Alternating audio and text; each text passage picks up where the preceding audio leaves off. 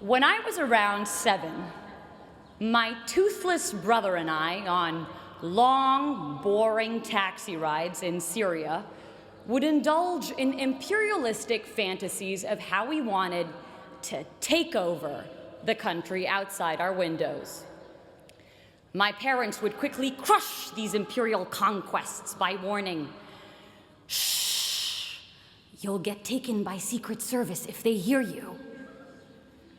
The walls everywhere, we were told, could hear our revolutionary ideas and would send us to prison. Whereas children here had ghosts and the boogeyman, our equivalents were our governments. Fast forward to 2010. When I first got here, someone told me, if Harvard shut its gates, it could be its own country, just like the Vatican. As I've walked through this place every day for the past 4 years, I was struck by how true this idea was. I saw it everywhere. The Harvard nation. I saw it in the big and obvious things. We had our own version of the Statue of Liberty, the John Harvard statue, our own embassies, the Harvard clubs of Boston and London, a tax collection agency, the Harvard Alumni Association, and an endowment larger than more than half the world's countries' GDPs. We also had our own diplomatic passports.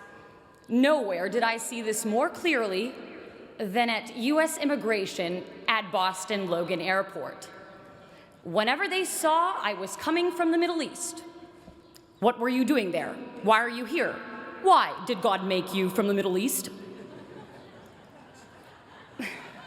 But I made sure I dressed like our overly proud Harvard dads, with Harvard hat, Harvard shirt, Harvard shorts, and Harvard underwear. And as soon as they saw I was a citizen of Harvard, "Oh, you go to Harvard? Surely you must not be a national security threat. Welcome to America." And suddenly, all the gates to the American dream opened wide. I saw it everywhere, this Harvard nation, but I saw it not just in the hard structures, but more importantly, in its invisible institutions, the invisible scaffolds around and undergirding the hard institutions. I saw it in the quarreling columns of the Crimson newspaper, its kung fu fights of ideas and lively student debates, with the potency to propel policy changes by the next morning's print. I saw it in our cluttered bulletin boards, bustling with life, with announcements of student-led conferences, Broadway-worthy shows, and dorm room projects turned world's next Facebook, smothering each other for our cursory glimpse. A trivial detail, these cluttered boards that often slipped notice.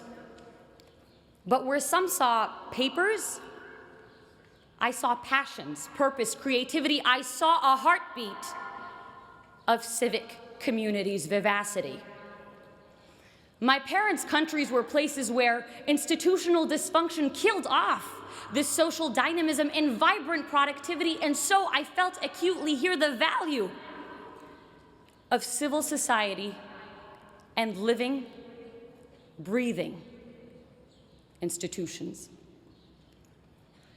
My time here would give me a working model of a better world. Not only that, but that sense of empowerment to initiate change.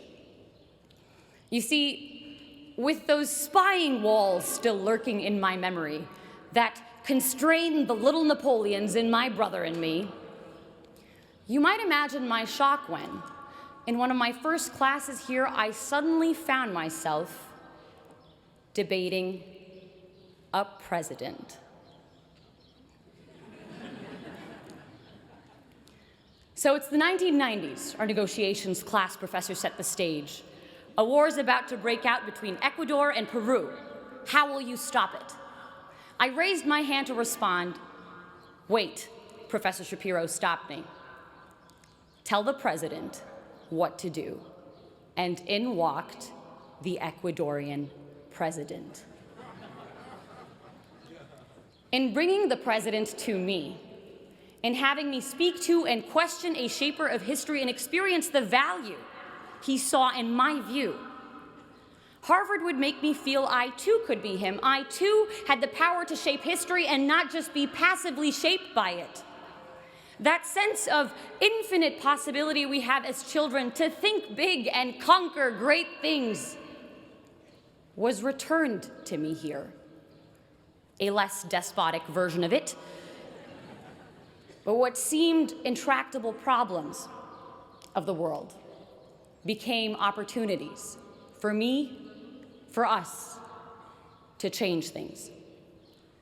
You know, when I first got here, my name was Sarah. After Harvard, it would become, hey, Harvard!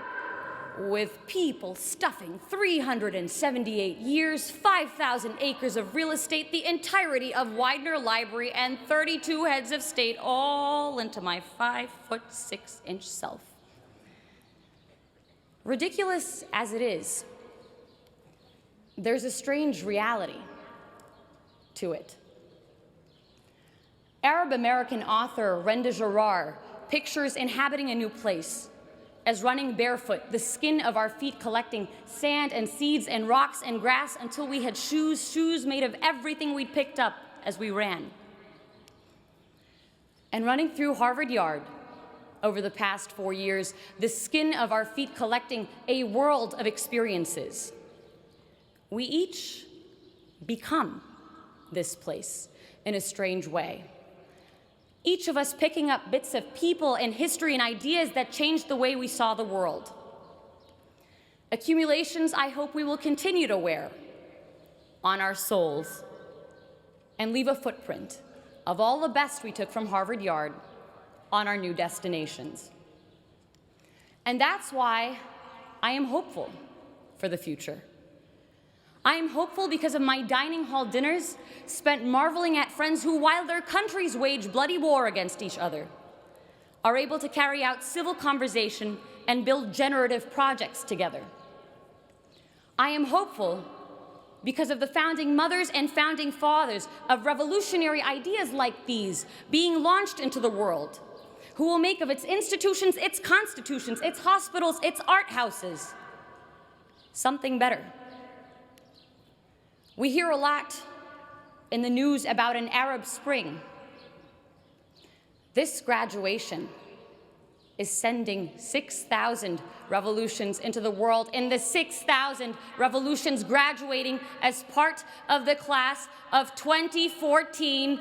If we take those revolutions, those great ideas sparked behind Chipotle burritos and Starbucks coffee cups in our version of Tahrir Square, Harvard Square, out with us into the real world, into the real Tahrir Squares, and make something of them. Revolutions not in arms, but in minds, more powerful and permanent and pervasive. For this isn't a Ukrainian revolution or an Arab Spring, but a global revolution. This is the Harvard Spring of 2014. This is the Harvard Spring.